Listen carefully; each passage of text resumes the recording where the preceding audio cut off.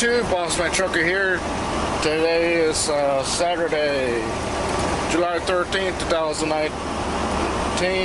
Well, not like, July 20th, 2019. Wrong date, sorry. Anyways, local time of 12:30 p.m. Central Time, Eastern Time. So good evening, greetings to everybody.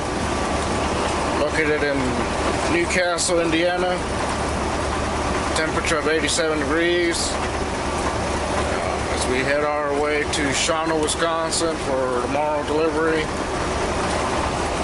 But first we are gonna need to stop and do a 10-hour break.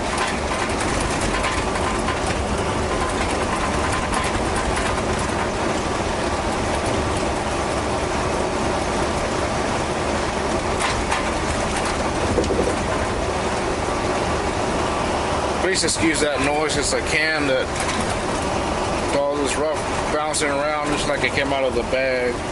Just jumping around on my jump box there. Anyways, fixing to shut it down a little bit because I've been running all night and it's time to get some rest. I was supposed to be shut down already right here in Spiceland and whatnot, but we're not going to shut it down here. We're going to shut it down up at exit 96, Greenfield, Indiana. I'll explain why.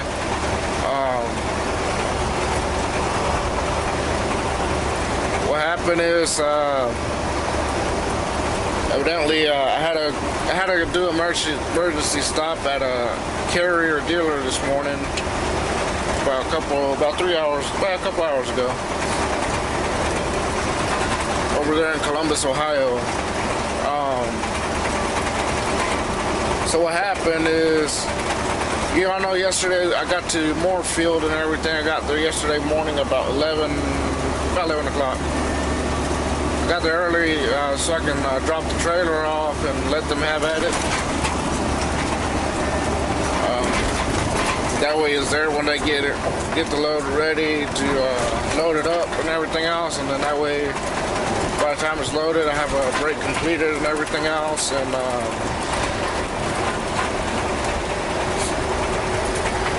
so what happened is, evidently as soon as I left, they went ahead and they told me to cut it on and put it on temperature 20 degrees. So I dropped the trailer, I left, I went parked behind that BK and Sheets of the area right there, in Moorefield. Evidently, they went ahead and docked it, opened the doors and docked it. Left it running all day until they felt like loading it.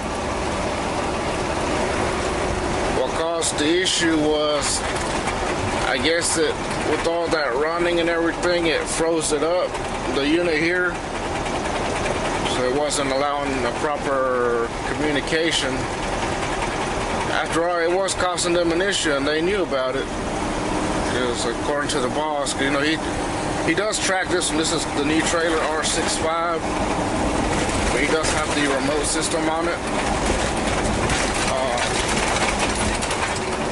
Sorry about that. Like I say, he does have the remote system on it to where he tracks it, and he was tracking them fooling with it. So they knew what's going on. So what happened is, the load didn't get ready till like 9 o'clock at night yesterday, which I knew it was. 9 o'clock, so I went about 10 o'clock and picked it up.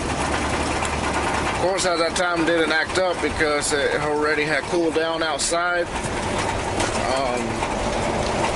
So when it started acting up was this morning. I pulled off at the rest area, first rest area right here in Ohio on 70, before coming into Belmont. I stopped there and did my 30-minute break, and as I was getting ready to leave or whatever, I had completed my 30-minute break. I glanced at the mirror, and I looked, it had an orange light on. I'm like, whoa. I'm like, oh crap. So, so I jumped down and looked what the alarm was and everything else, and was saying something about A00017, indicating a high comp temperature code, alarm code, meaning a high compressor temperature code. And it was also, with the issue with that code, it was also causing the Reefer unit to shut down, which is a no-no. And it was doing that. So I texted the boss it was about like 6:30 in the morning. About 6-ish in the morning, around there. Rowdy, he was like, yeah, I see it. So he wound up clearing it and restarting it momentarily. It worked for a little while up until I started getting closer to, I think it was past Zanesville, getting close to Columbus and everything. Then it started acting up again. It was causing it to, the code to come back on and causing the unit to shut down, which is what led us to stop at a carrier unit in an emergency, because to try to figure out what the code is. He told the technician about the code, and he said that it could be low on Freon or refrigerant, or has a leak in that area, or the compressor's going out. But he didn't explain to me in detail what really happened. If he were to explain to me what happened, because what happened is we got to the carrier dealer. I got there and everything about 9 and everything, and because I was aiming to shut down back there in Spiceland until I saw that issue. I'm like, what the?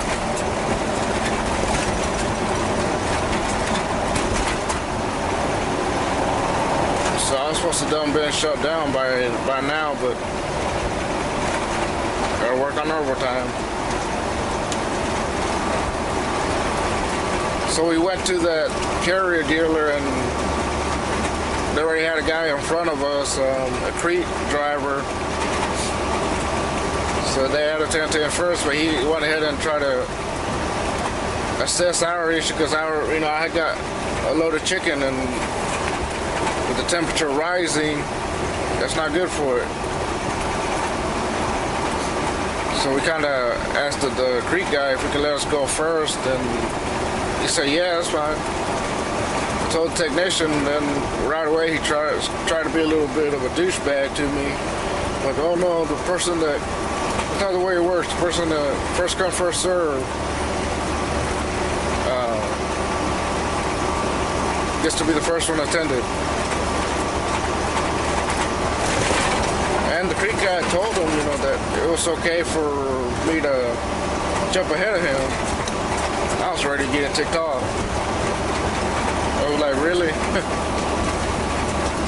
Yeah, I told the boss, yeah, this guy's about to tick me off. I told him exactly what happened and everything, and he saw it. He saw it, and because I told him I got a load of chicken, I can't let this product go to waste like that. And that's what you're trying to cause still, because that guy is first and he's letting me go. Or because of your freaking rules there. He finally, he went and attended me while I was there at the parking lot. Right away he diagnosed it that more likely the unit froze up. Got froze up, and that's why it wasn't working properly. So what we had me do is do about 2 or 3 or 4 defrost cycles defrost cycles, and that kind of fixed it.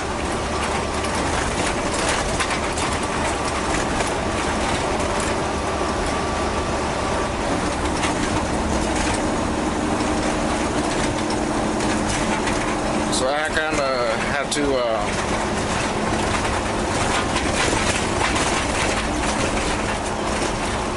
sit there and wait till he attended me. He got that going, and then I got it going. In the meanwhile, then I still had to wait for him to finish his diagnosis and everything else, and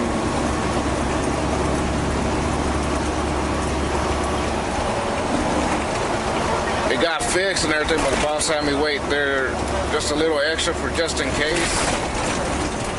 Started acting up right there. That's the history, the reason why he's trying to get me to shut down at this pilot here in Greenfield, Indiana, to be close to Indianapolis for in case it does act up, because evidently there's a carrier dealer right here in Indianapolis, Indiana.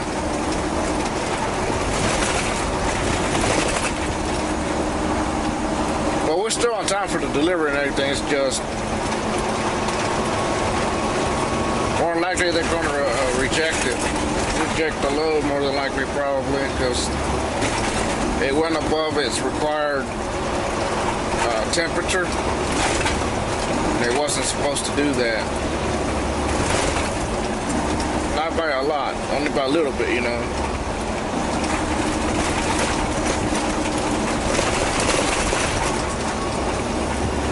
And yes, I'm gonna be the one going in to deliver it. I'm gonna try to get it there early as possible,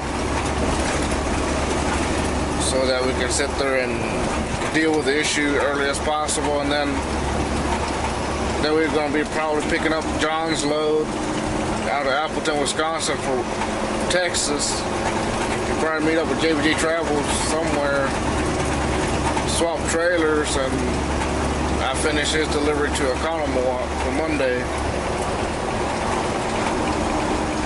Well, all I'm trying to do right now is get to this pilot and grab fuel and shut down. I'm ready to go to bed. I should have been in bed by now.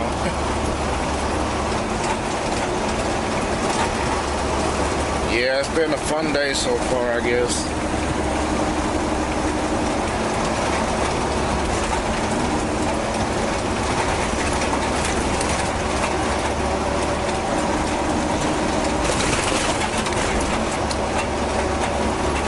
Get that crap. I mean, I was sitting there explaining to him the situation, and he was still trying to be a douchebag about it. Like, really, man?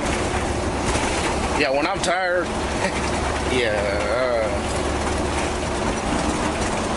that's when I get cranky, and that's when someone will see a no-no side out of me. That's what that guy back there was trying to ask for. He literally saw that and changed his act.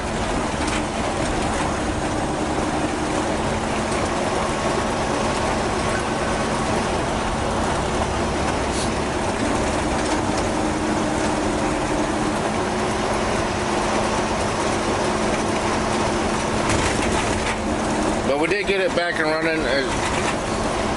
It's working normal now, but we're still trying to keep an eye on it to make sure it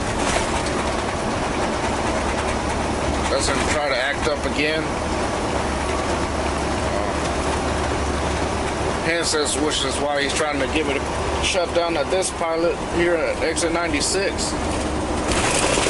Stay close to Indianapolis for in case something happens again.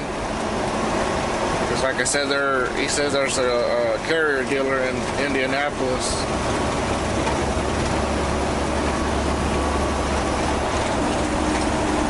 And who knows, by the time we take off tonight, JVD Travels will be up this way. He's supposed to be getting into Mount Crawford by now, which he is also late to his delivery. He's supposed to have been in by 3 a.m. or something like that, and done been picked up, but I guess his hours, all that messing up he had over there in Texas kind of screwed him up, I guess.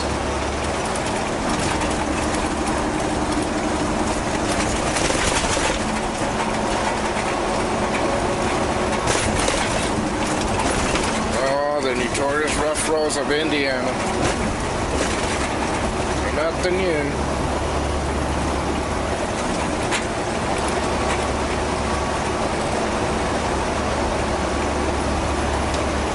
So if you don't see it, this will be the only video for today. So if you ever wonder why I haven't done any more videos before this one, there you go. So I had to deal with something, so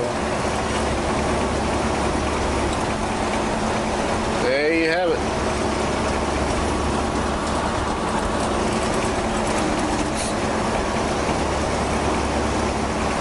So I'm gonna pull into this pilot, grab fuel, truck and reefer, because thanks to more fuel that costs my fuel to get eaten up. Still have about 3/4, something like that, but that's another thing. I mean, I filled it up there in Tom's Brook. I needed truck fuel desperately, and then also reefer, so thought something seemed real odd, because when I got back to Moorfield there in Pilgrim Pride and picked it up, saw about 3/4 like dang, they must have been running. Evidently that's what happened.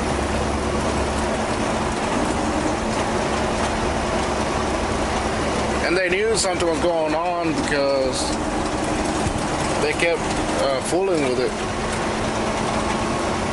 Reality is their fault, because they weren't supposed to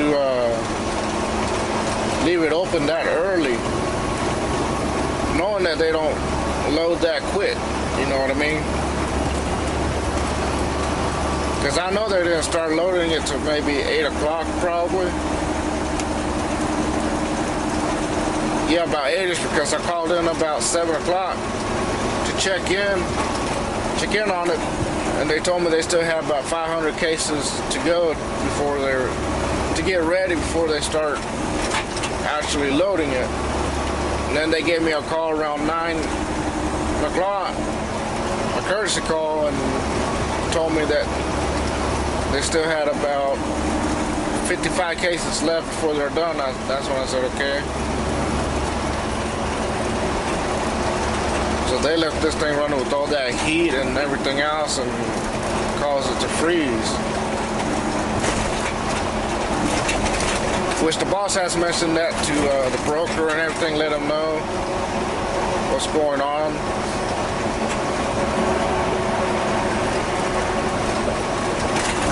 Because like I said, he tracks it, so he's got this on track. In case they try to, deny it and everything. And over there at Pilgrim Pride and Moorfield. See, Timberville's a lot smarter than them. Timberville won't start loading the trailer, until their load is actually ready. What they do, they have you go drop it at the lot and leave it there. They won't even touch it until the product is ready or whatnot.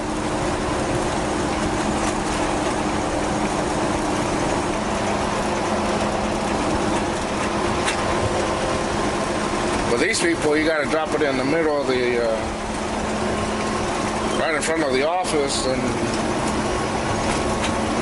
which leaves them freely to put it early or whatever, I guess. What they should have done is docked it, but with the doors closed until they're ready to load it. But no. Apparently that happened to another driver about a week ago. I think by similarity or something like that, and his load got rejected there at Shawano. Which we have a feeling this one's going to get rejected too.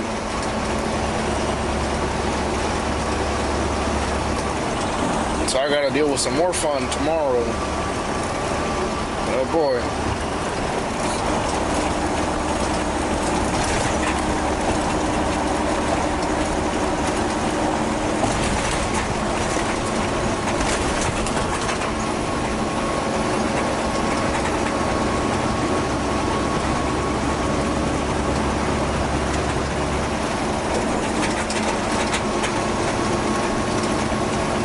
why he's trying to get me to get it there early so we can deal with this issue early.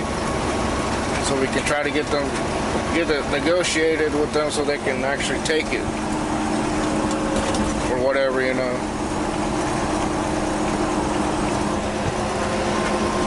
Because we're still going to have to go pick up John's load in Appleton.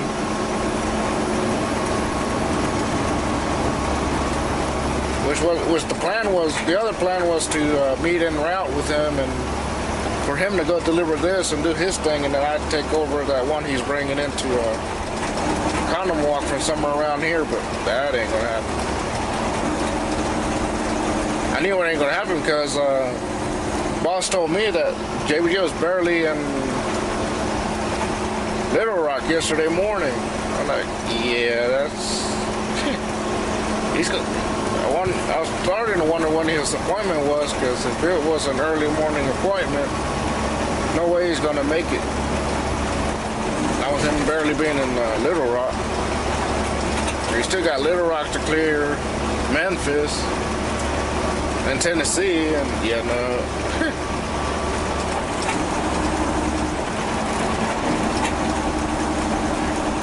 That's why when I was talking to the boss earlier, because we were talking about the trailer situation and everything, and try to figure out where to shut it down as close to Indianapolis. And I asked the status on John, and he told me that John was barely touching Abingdon, which is like the other side of Bristol, Virginia. I'll pass this guy. I'm tired of following him. I believe it's ATS, and they're always slow.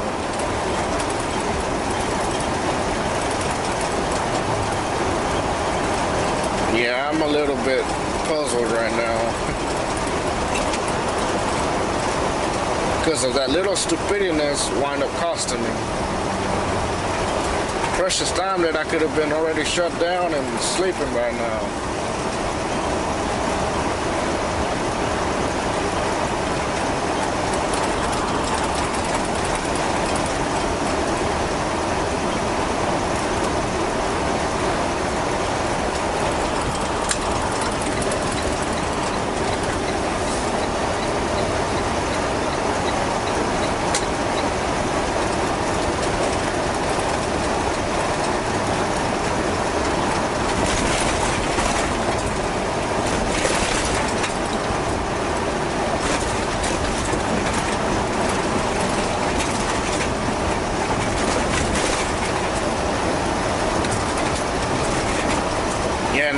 There's only one tech at that carrier dealer, because evidently they don't open on Saturday unless it's an emergency thing. Because when I got there, Cree was still outside.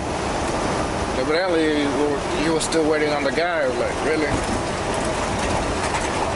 And then the guy had the audacity to try to do that to me. Like, it ain't gonna happen on my watch. Trying to get this assessed as quick as possible, get back on the road as quick as possible, to shut down as quick as possible, to get in bed.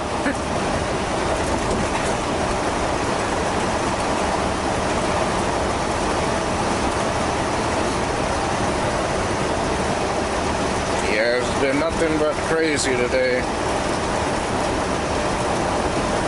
Yeah, that's the way it goes sometimes.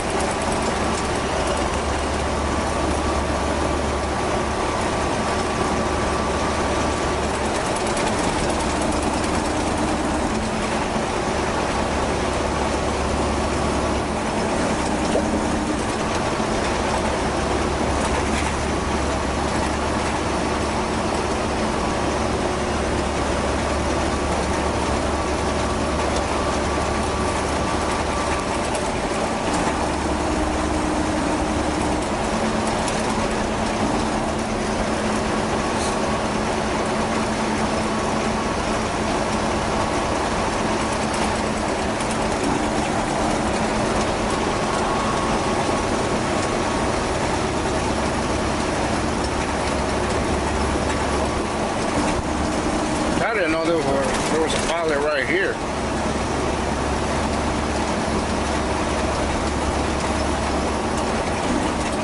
And he told me about it, like, huh. That's where we're going.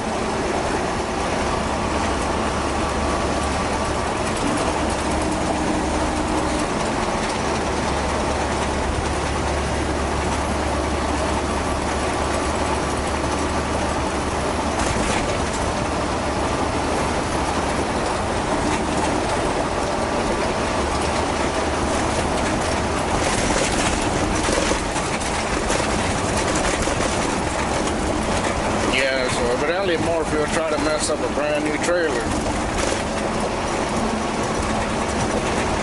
Apparently wasn't not supposed to do that yet, but evidently it did it. So, because you know the trailer's not that old. It only has about 80 hours of use.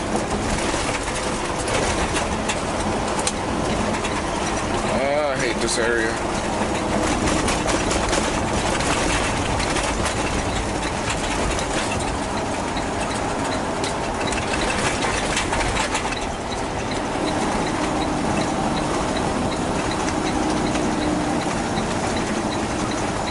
Come, I've never seen this place before.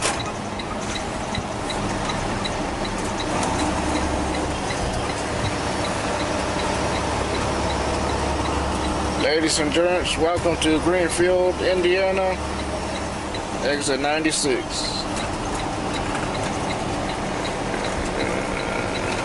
Which way do I need to go? I need to go straight. Hoping there's enough parking here.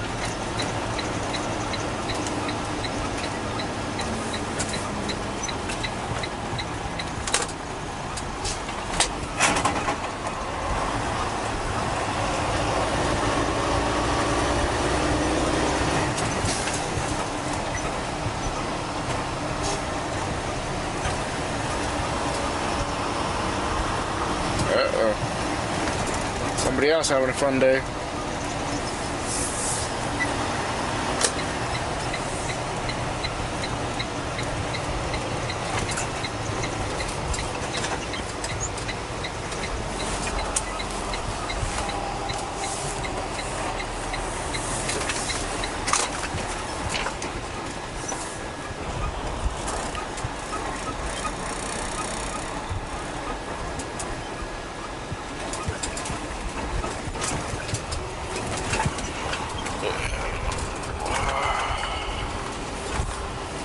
I'm not gonna park just yet. I'm gonna go grab fuel and then park.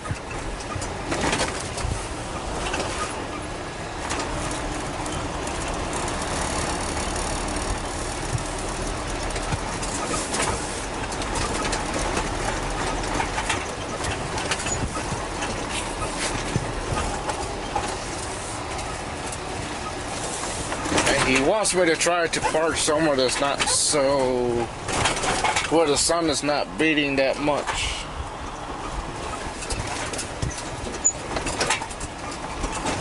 And evidently good luck with that.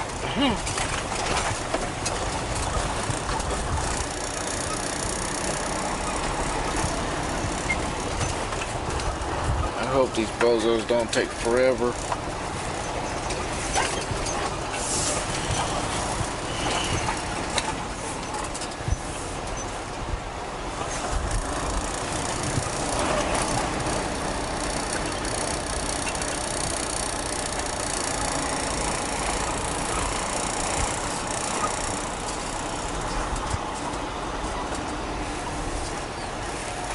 There we go, just in time, just in time.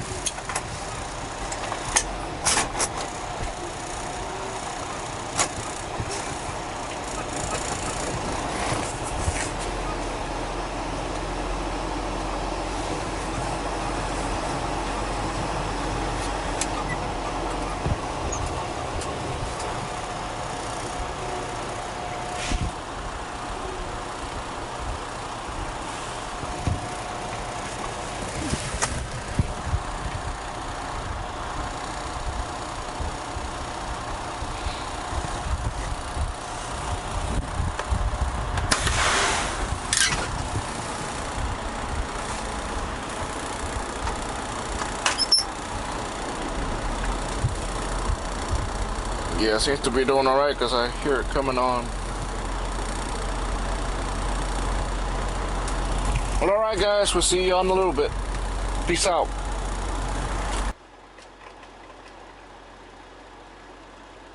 What's going on, everybody? Bossman Trucker here. I'm back. Here at the pilot in Greenfield, Indiana, exit 96.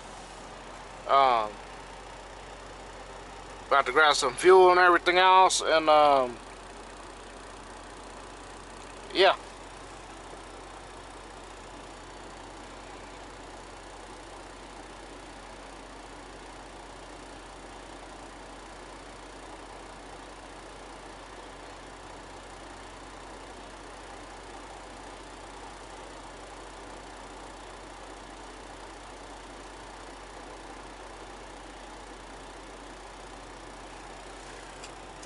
First of all, let me clarify something.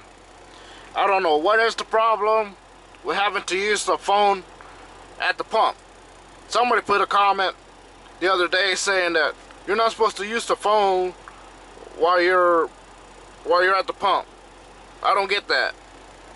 First of all, we use the phone to activate the fuel pump from in here. And we also got to have a code with us to punch in to activate the pump.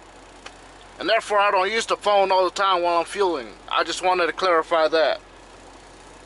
Yeah, comments like that do tend to puzzle me. I understand, you know, saying it for driving or whatever, but for at the pump, I mean, that just seemed, I don't know how to put this, but unnecessary.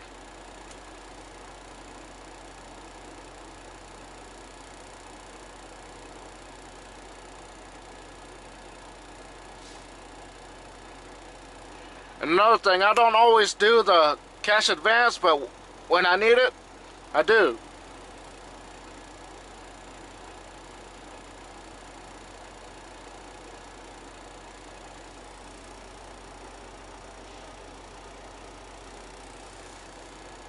I just want to clarify those type of issues. See, I got a code, so I need the phone with me to be able to punch in the code on the pump to activate the pump.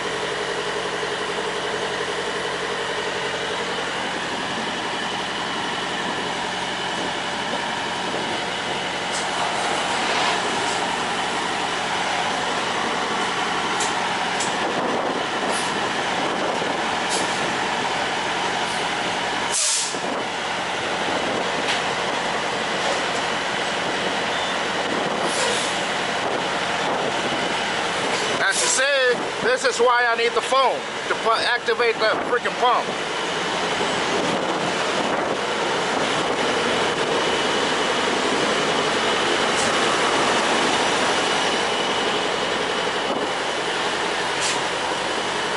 Yeah, I don't sit here and have it just because.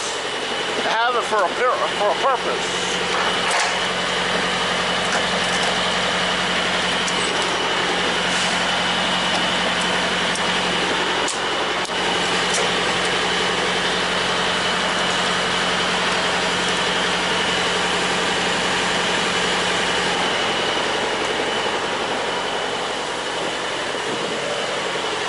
I just wanted to clarify that.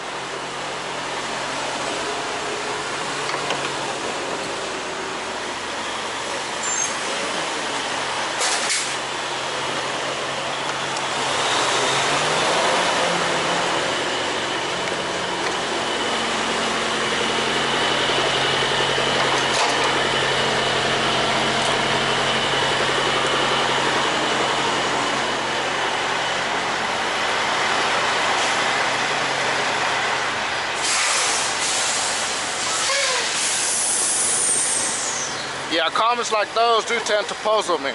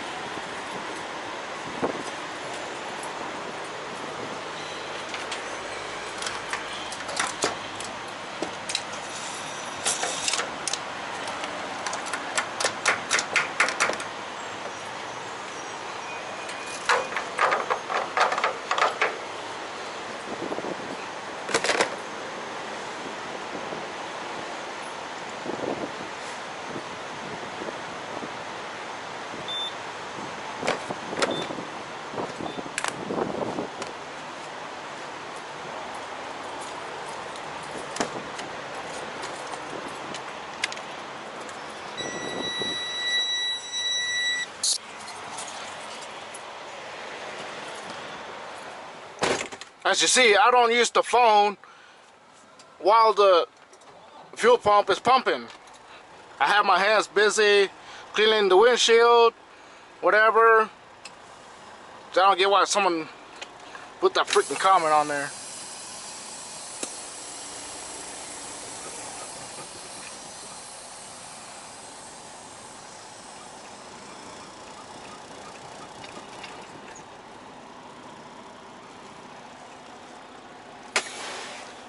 Like I said, if we have that phone with us, it's for a purpose. It's to activate the pump with that code, which is why we use the fuel app.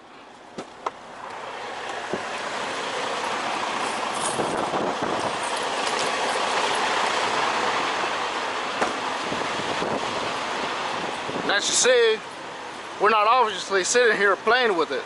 We're busy.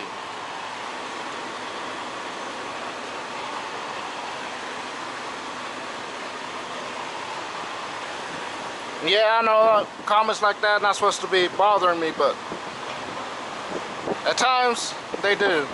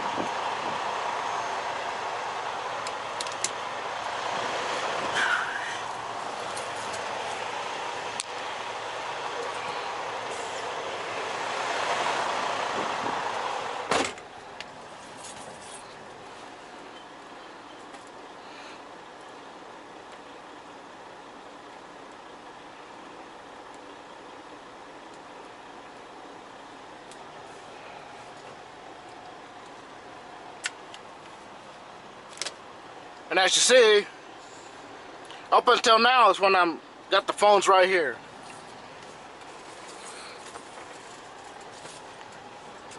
Myself, JBG Travels, and Larry, if we're using the phone while at the pump, it's for a reason. It's to punch in the code after we use the app to activate the pump. That's it.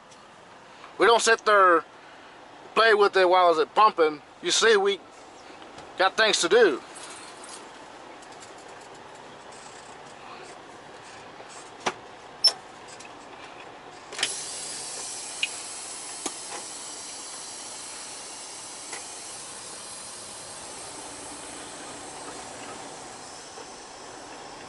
So yeah, I just wanted to answer that person's comment.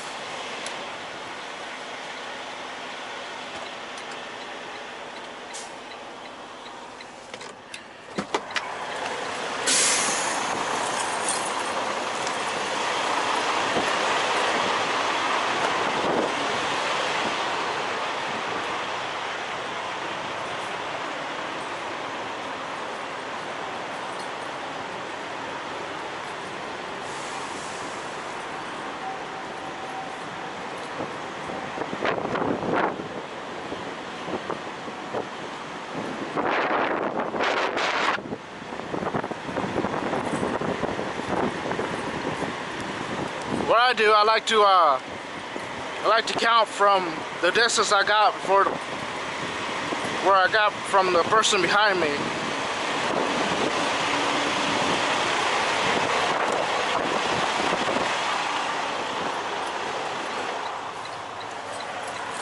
Like I said, I like to count the distance that I got from the person behind me to decide where to actually stop. And so make sure I'm not gonna tap them, you know.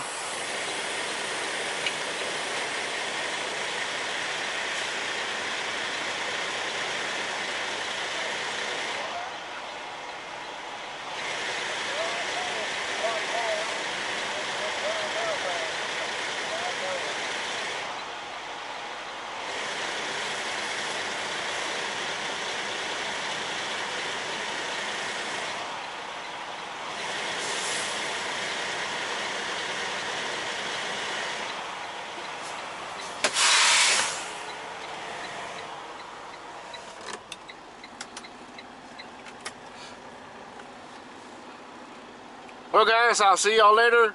Thanks for watching. Peace.